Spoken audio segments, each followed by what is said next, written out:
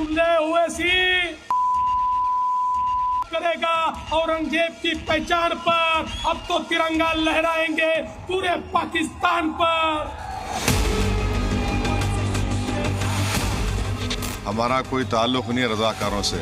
जो रजाकार थे वो पाकिस्तान भाग गए, जो वफादार थे देवेंद्र फडणवीस की रातों की नींद हराम कर रहे हैं। 30 तारीख को हम लेंगे। मुगल भी आक्रांता थे। बताएं ओवैसी की मुगल खानदान के हैं क्या?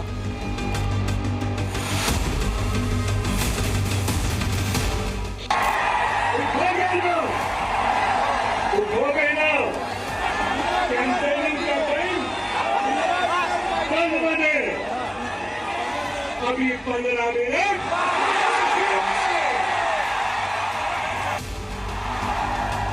मोदी जो भारत के अस्तित्व और अस्तित्व के साथ खिलवाड़ करते थे, हमें बटना नहीं है और बटेंगे नहीं तो किसी माए के लाल की हिम्मत नहीं कि काट सके। लोगों को बोलते हैं बटेंगे तो कटेंगे।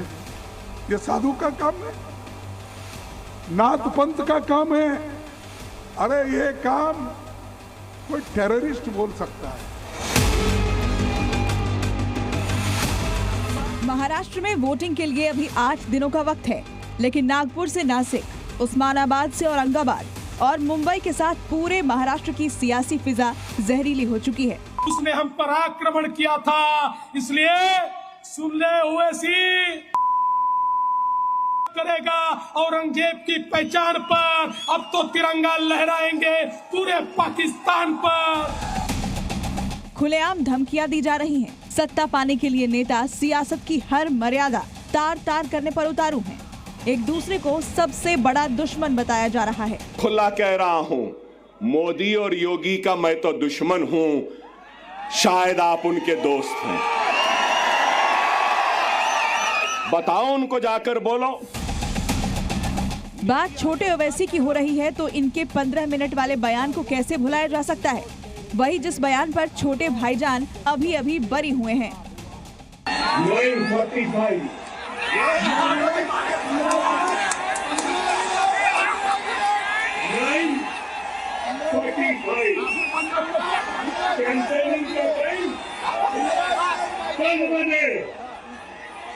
अभी 15 मिनट।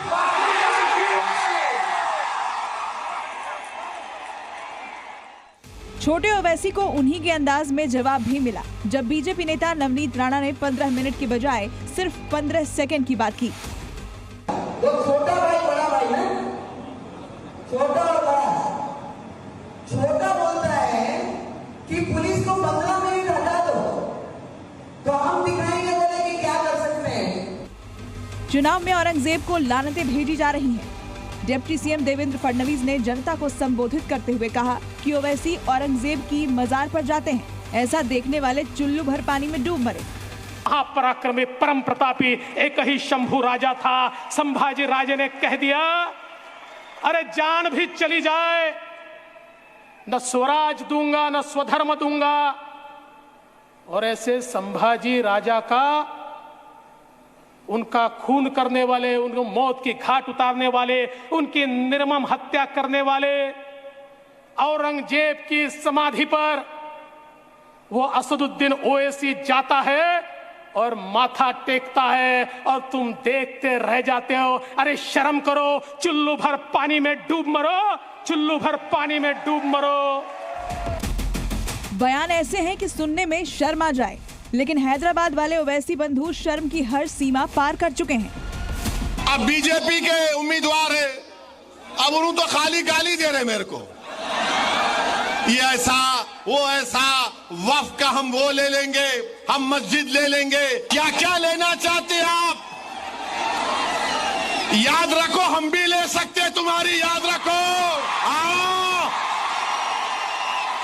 20 तारीख को हम लेंगे।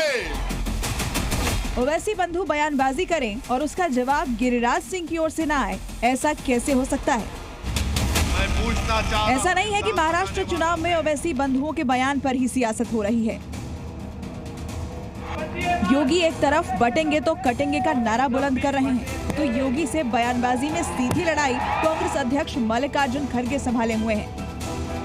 कौन एक साधु के बेस में रहते हैं, लेकिन अच्छे पॉलिटिशियंस बन गए हैं, चीफ मिनिस्टर भी बने हैं और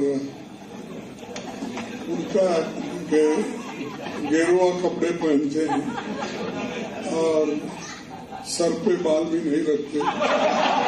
तो ऐसे एक नेता है जो बीजेपी ने पैदा किए।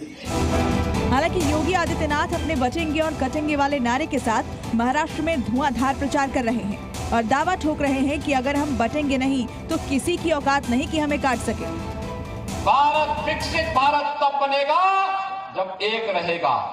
ये जाति के नाम पर, मत और मजहब के नाम पर, क्षेत्र और भाषा के नाम पर बांटने वाले लोग ये देश के दुश्मन हैं। भारत की अस्मिता के साथ खिलवाड़ करने वाले लोग हैं। ये वही लोग हैं जो अंग्रेजों की चाकरी करके चाटुकारिता करते थे, जो भारत के अस्मिता और अस्तित्व के साथ खिलवाड़ करते थे। हमें बटना नहीं है और बटेंगे नहीं तो किसी माई के लाल की हिम्मत नहीं कि काट सके। खड़गे यहीं नहीं रुके, उन्होंने योगी के भगवा कपड़ों पर बयानबाजी के साथ ही उनके बटेंगे तो कटेंगे वाले नारे को आतंकियों की भाषा बता दिया। ये कह रहा हूं उनको, बीजेपी को, या तो सफेद कपड़े डालो या तो सन्यासी कपड़े डालते हो, गेरुआ डालते हो, पॉलिटिक्स से बाहर हो जाओ।